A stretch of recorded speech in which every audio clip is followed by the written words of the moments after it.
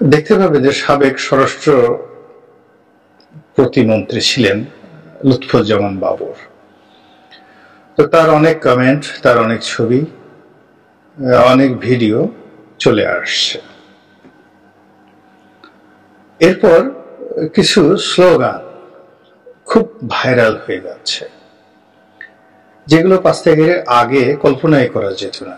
এখন আপনার আমার যে চিন্তা চেতনা, এর সঙ্গে সামঞ্জস্য রেখে সোশ্যাল মাধ্যমগুলোর যে আর্টিফিশিয়াল ইন্টেলিজেন্স রয়েছে, তারা এই ভিডিওগুলো সামনে নিয়ে আসছে।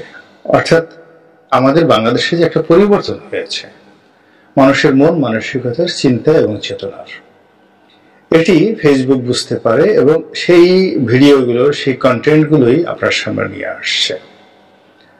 তো হাল আমলে যে সকল কন্টেন্টগুলো খুব আলোচিত হচ্ছে দেশে এবং দেশের বাইরে, তার মধ্যে একটা স্লোগান বলা হচ্ছে যে ঢাকা বিশ্ববিদ্যালয়ের কোন একটি হলে এই স্লোগানটা হয়েছে।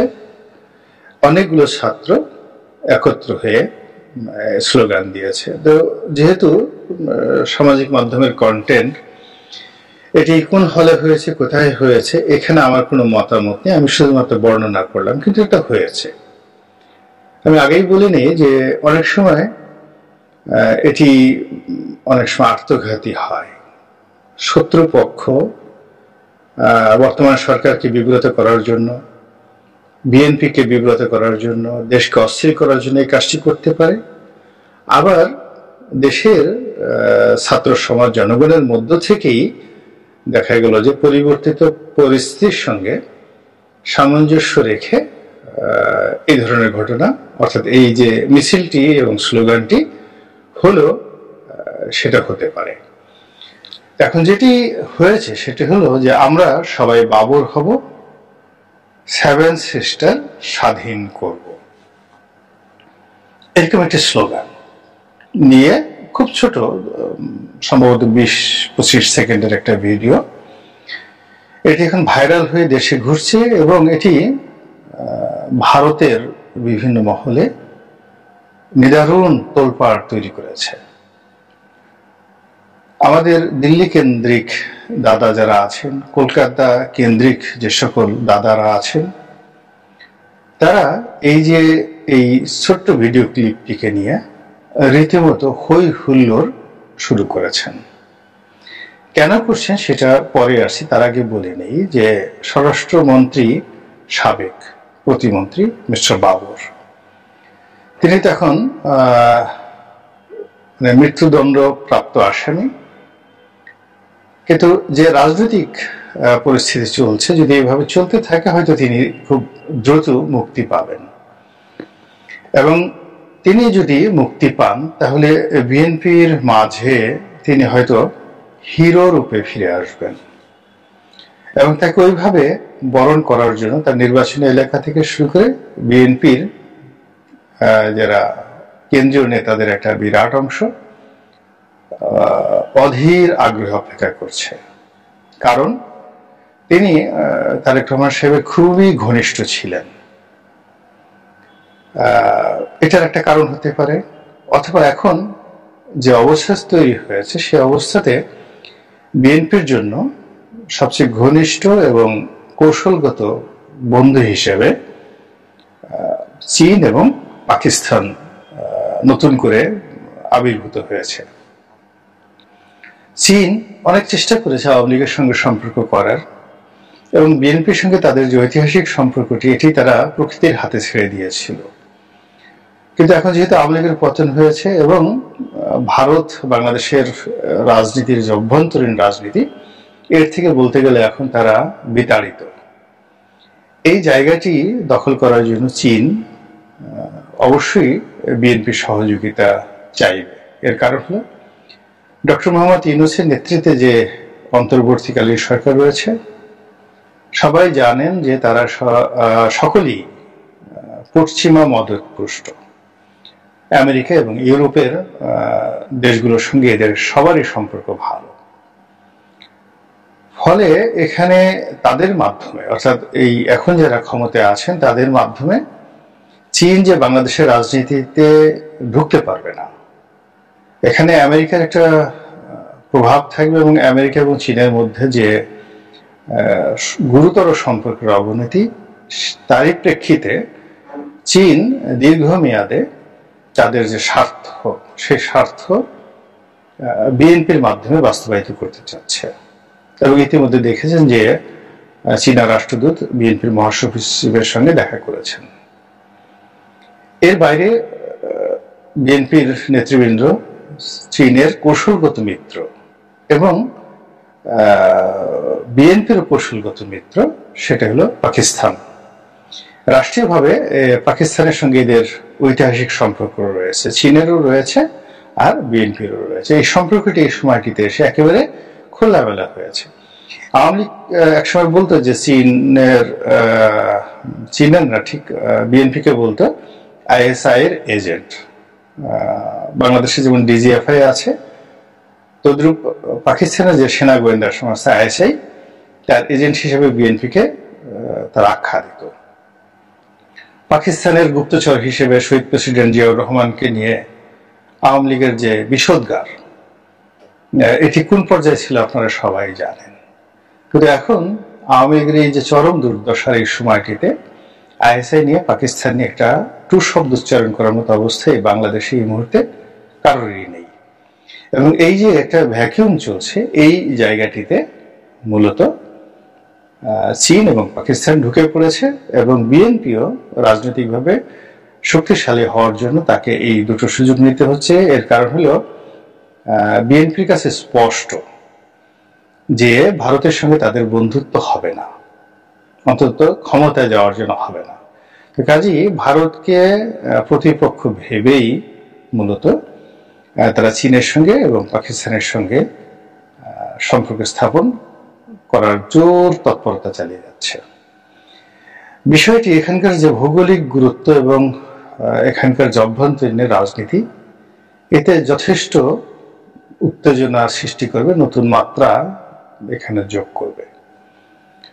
এবং সেখানে জনাব লুৎফুজ্জামান বাবর অবশ্যই সেখানে গুরুত্বপূর্ণ একজন ব্যক্তি হিসেবে আবির্ভূত হবেন। কেন? আপনারা জানেন যে 10 ট্রাক অস্ত্র মামলা, এই অস্ত্র মামলায় তিনি সাজাপ্রাপ্ত আসামি এবং তার সঙ্গে আরো অনেকেই সাজাপ্রাপ্ত হয়েছেন।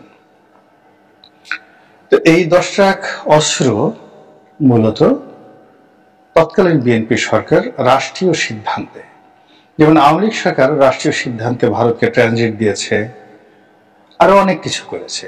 তদ্রূপ চীনের সঙ্গে দ্বিপাক্ষিক রাষ্ট্রীয় সম্পর্কের কারণে রাষ্ট্রীয় সিদ্ধান্তে সেই যে 7 সিস্টারে যে সকল বিদ্রোহী গ্রুপ যারা স্বাধীনতার জন্য লড়াই সংগ্রাম করছিল, তো সেই স্বাধীনতাকামী গোষ্ঠীকে, যেটা আমাদের সংবিধান সম্মত যে আমরা যে কোনো স্বাধীনতাকামী গোষ্ঠীকে সমর্থন জানাবো, সাহায্য এবং সহযোগিতা করব।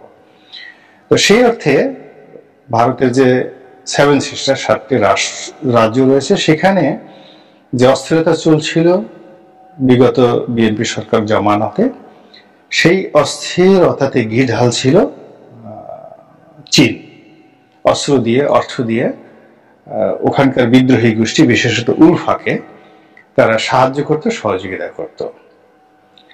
তো সেই উলফার হাতে লড়াই করার জন্য যে অস্ত্র, যেটা চীন এখন ধরেন মায়ানমারে দিচ্ছে, সরকারকেও দিচ্ছে, বিরোধী গ্রুপকেও দিচ্ছে এবং অনেক দেশই তারা দেয়। তো ওইভাবে উলফাকে দিচ্ছিল এবং সেই অস্ত্র যে চালানটি, অস্ত্রের যে চালানটি, এটি বাংলাদেশের বন্দর ব্যবহার করে খালাস করা হচ্ছিল। মূলত এই বন্দর দিয়ে সেই 10 ট্রাক অস্ত্র ভারতের সেই বিদ্রোহীদের হাতে চলে যেত এবং সেটি যাকে বলা হয় একেবারে ঠিক মাসুদ রানের স্টাইলের বা জেমস বন্ডের স্টাইলে ভারতের গোয়েন্দা সংস্থা এই বিষয়টি ধরে ফেলে এবং এটি এমন ভাবে পত্রপত্রিকা এসে যায় যে ওটিকে হজম করার ক্ষমতা আসলে ওই সময়ের প্রেক্ষাপটে সরকারের ছিল না। কিন্তু এখনকার জমানা হলে সরকার স্পষ্টতই বলতে পারতো যে হ্যাঁ, আমরা এই কাজগুলো করছি এবং এটা আমাদের রাষ্ট্রীয় সিদ্ধান্ত, যেভাবে শেখ হাসিনা করেছেন। তো সেই ঘটনার প্রেক্ষিতে মামলা হয়েছে এবং পরবর্তীতে ওই ঘটনাকে কেন্দ্র করেই বাংলাদেশে ১-১১ হয়েছে, বিএনপি সরকারের পতন হয়েছে এবং সেই ঘটনাকে কেন্দ্র করে আওয়ামী লীগ সরকারের উপর চাপ প্রয়োগ করা হয়েছে যেন এই ১-১১ যারা কুশীলব তাদেরকে এবং এই ১০টা কষ্টের মামলা যারা কুশীলব তাদেরকে শাস্তির আওতায় আনা হয়। তো সেভাবে আওয়ামী লীগ সবকিছুই ভারতের কথা মতো করেছে। এখন যেহেতু আওয়ামী লীগের পতন হয়েছে এবং একটা নতুন পরিবেশ এবং পরিস্থিতির প্রেক্ষাপট তৈরি হয়েছে, সেখানে জনাব বাবর একেবারে নায়ক রূপে আবার নতুন করে চীনের পছন্দের লোক হিসেবে যদি আগামী বিএনপি সরকারের স্বরাষ্ট্রমন্ত্রী হয়ে মসনদে বসেন, তাহলে ওই যে 7টি রাজ্য রয়েছে ভারতের, সেখানে স্বাধীনতাকামী জনগণ আবার বাংলাদেশের প্রতি নির্ভরশীল হয়ে পড়বে এবং চীনও ভারতের উপর ছুরি ঘোরাতে পারবে। আর বাংলাদেশও আগে যেভাবে ভারতকে ভয় পেত তার চেয়ে আরো বেশি উঁচু গলায় ভারতের সাথে লড়াই করতে পারবে, এরকম একটা পরিবেশ পরিস্থিতি তৈরি হয়েছে। এখন ভারতকে আমরা সেভাবে মোকাবেলা করতে পারবো কিনা, ভারতের সাথে সেটা করা ঠিক হবে না কিনা, এগুলো পরবর্তী প্রশ্ন, $1,000,000 কোশ্চেন, সেটা পরের ব্যাপার। কিন্তু এখন ভারতের সম্পর্কে মানুষের যে ভয় ছিল, আতঙ্ক ছিল, সেটা কেটে গেছে। ভারত যে ঘোড়ার ডিম আমাদের কিছুই করতে পারে না, যদি পারত তাহলে তারা আওয়ামী লীগকে রক্ষা করতে পারত, শেখ হাসিনাকে রক্ষা করতে পারত, শেখ হাসিনার জন্য তারা সৈন্যবাহিনী পাঠাবে, এরকম অনেক কথাই তো আওয়ামী লীগের লোকজন বলতেন। কিন্তু দেখা গেল যে শেখ হাসিনা পালিয়ে যাওয়ার পর যেভাবে আওয়ামী লীগের লোকজন বাংলাদেশে মানে একেবারে তাদের জীবন হারাম হয়ে গেছে, আর অনেকে যেভাবে সীমান্ত পাড়ি দিতে গিয়ে ভারতীয় টাউট বাটপারদের কবলে পড়ছেন এবং ভারতের যে বিএসএফ তাদের বাংলাদেশের এই সকল আওয়ামী লীগ নেতাদেরকে যেভাবে জিম্মি করছেন, অনেকে গুলি করছেন এবং অনেককে আবার বিজিবির হাতে ধরিয়ে দিচ্ছেন, এই জিনিসগুলো কোনো অবস্থাতেই আওয়ামী লীগের যারা লোকজন আছে তাদের যে মনোজগৎ, সেই মনোজগতে ইতিবাচক কোনো প্রভাব ফেলছে না। আর আওয়ামী প্রতিপক্ষ যারা আছে তাদেরকে উৎসাহিত করছে যে ইয়েস উই ক্যান ডু। অতি সম্প্রতি ছাত্রলীগের সাবেক সাধারণ সম্পাদক ইসাক আলী খান পান্না, তিনি এই ভারতে পালাতে গিয়ে সেখানে মারা গিয়েছেন। তার লাশ এখনো পর্যন্ত, আমি যে ভিডিওটা করছি শনিবার দিন, এখনো পর্যন্ত বিএসএফ এর কাছে দেওয়া হয়নি। কেউ কেউ বলছে যে এটা বিজিবি গুলি করেছে, কেউ বলছে বিএসএফ গুলি করেছে, আবার অনেকে বলছে যে না, তিনি আসলে অতিরিক্ত মানসিক প্রেসারে হার্ট অ্যাটাক করে তার মৃত্যু ঘটেছে। কিন্তু বাস্তবতা যাই হোক না কেন, ঘটনা যাই হোক না কেন, এটাই সত্য যে ভারত আওয়ামী লীগের নেতাদেরকে ওভাবে আশ্রয় দেয়নি, ওভাবে সীমান্ত খুলে দেয়নি। একই অবস্থা হয়েছে বিচারপতি মানিকের। বিচারপতি মানিক ভারতকে খুশি করার জন্য যেভাবে জামাতের লোকদেরকে ফাঁসিতে চড়িয়েছেন, নির্দয় এবং নিষ্ঠুর ভাবে যেভাবে ভারত বিরোধী লোকদেরকে শাস্তি দিয়েছেন, যেভাবে জঙ্গিবাদের যতগুলো নাটক হয়েছে সেই নাটকের কুশীলবদেরকে তিনি আদালতের সে যাকে বলে আশ্রয় দিয়েছেন। আর সেই কুশীলবরা যে সকল নাটক সাজিয়েছে, সেই নাটকের যারা ভিলেন সাজানো হয়েছে তাদেরকে যেভাবে বিচারপতি মানিক এর নেতৃত্বে একদল লোক যেভাবে যাদের জীবনকে জাহান্নাম করে দিয়েছে, সেই পরিবেশ এবং পরিস্থিতির প্রেক্ষাপটে আসলে মানিক সাহেবকে বাংলাদেশ থেকে আলাদা হেলিকপ্টারে করে তাদের ভারতে নিয়ে যাওয়া উচিত ছিল। কিন্তু সেটা না করে তিনি যেভাবে সীমান্তে অপদস্থ হয়েছেন, যেভাবে লাঞ্ছিত হয়েছেন, যেভাবে মার খেয়েছেন এবং তাকে যেভাবে এখন অপদস্থ করে কোর্টে হাজির করা হলো, সব মিলিয়ে ভারতের যে বাংলাদেশের প্রভুত্ব এটি এখন একেবারে শূন্যের কোঠায়। আর ভারতের যে বন্ধুত্ব এটি যে কোনো অবস্থাতে বিশ্বাসযোগ্য নয়, এটি এখন শেখ হাসিনা সবচেয়ে ভালোভাবে টের পাচ্ছেন। আর শেখ হাসিনা যে কি জিনিস সেটা তার আশেপাশের লোকজন আরো ভালোভাবে টের পাচ্ছেন। তো তারই প্রেক্ষাপটে যে স্লোগান হচ্ছে, বা বাবরকে যেভাবে, লুৎফুজ্জামান বাবর সাহেবকে যেভাবে হিরো বানানোর এখন যে স্লোগান চলছে, এটি দিল্লিকে নতুন ভাবনায় ফেলে দিয়েছে। দিল্লির মসনদে নতুন বিপদের গন্ধ সেখানে তৈরি হয়েছে, এবং দাদাবাবু খ্যাত যিনি রয়েছেন মিস্টার নরেন্দ্র মোদী, এই বাংলাদেশের শেখ হাসিনার পতনের যে ঝড়, এই ঝড় এখন দিল্লি কাঁপাচ্ছে। আপনারা জানেন যে সেখানে নরেন্দ্র মোদীর সরকারের সংখ্যাগরিষ্ঠতা নেই, যে কোনো সময় সরকার পতন হতে পারে, এবং এই মুহূর্তে ভারত উত্তাল হয়ে আছে, অনেকগুলো আন্দোলন চলছে। কলকাতার এই অঞ্চলে একটা ডাক্তার মেয়েকে মারাত্মকভাবে রেপ করা হয়েছে, সেটার বিরুদ্ধে বাংলাদেশের মধ্যে এরকম ছাত্র আন্দোলন চলছে, এবং সেটি কোনো অবস্থাতে দমানো যাচ্ছে না। পাকিস্তানেও ছাত্র বিক্ষোভ চলছে, এবং বাংলাদেশে এই অনুকরণে সেখানে বাংলা বসন্তের ডাক দেয়া হয়েছে। দিল্লিতে কংগ্রেস এবং অন্যান্য যারা বিরোধী শক্তি আছে, তারা আবার একত্র হয়ে নরেন্দ্র মোদীকে বিপদে ফেলার যে চেষ্টা, সেই চেষ্টার মধ্যে শেখ হাসিনাকে ট্রাম্প হিসেবে, ট্রাম্পের কার্ড হিসেবে ব্যবহার করা হচ্ছে, যে তাকে তাড়িয়ে দাও। এবং নরেন্দ্র মোদী যদি এখন তাকে তাড়িয়ে দেয়, তাহলে তার কর্মী সমর্থকদের মধ্যে আবার একটা বিরূপ প্রতিক্রিয়ার সৃষ্টি হবে। তো সব মিলিয়ে পরিবেশ এবং পরিস্থিতি যা হচ্ছে বা যেদিকে এগুচ্ছে, সব দিকে টানটান উত্তেজনা। আগামী দিনগুলো কোনো অবস্থাতেই ভারত এবং বাংলাদেশের জন্য স্বস্তিদায়ক হবে।